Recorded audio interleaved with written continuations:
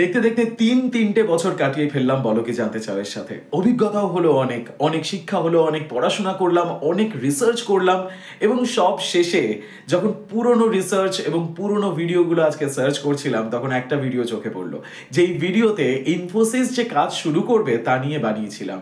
আর সেই ভিডিওটাতে back to back comment, কেউ বলছে ওখানে চপ শিল্প হবে, কেউ বলছে ওখানে শুধুই খেলা হবে, কারো আবার খুব বিশ্বাস যে সত্যি ওখানে কিচ্ছু হওয়া সম্ভব না, কারণ ওখানে এসিজেড এর তকমাই দেওয়া হয়নি।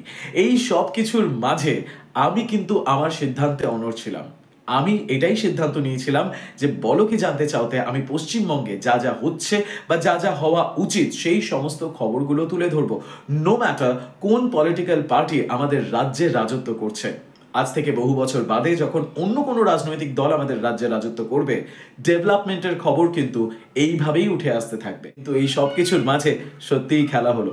3 বছর পার হলো আর 3 বছর পরে আজকে সেই জমিটির খবর যেটা প্রথমে আমরা দিয়েছিলাম, সেখানে আজ ইনফোসিসের ডেভেলপমেন্ট সেন্টারের উদ্বোধন হলো। সংস্থার তরফ থেকে জানানো হয়েছে 2000 কর্মী ইতিমধ্যে নিয়োগ করা হবে এবং ভবিষ্যতে আরও এক্সপ্যানশন হবে। তাদের 50 একর জমিতে আরও অনেক বিল্ডিং তৈরি হবে এবং কর্মসংস্থান কিন্তু প্রায় 4000 পার হয়ে যেতে পারে।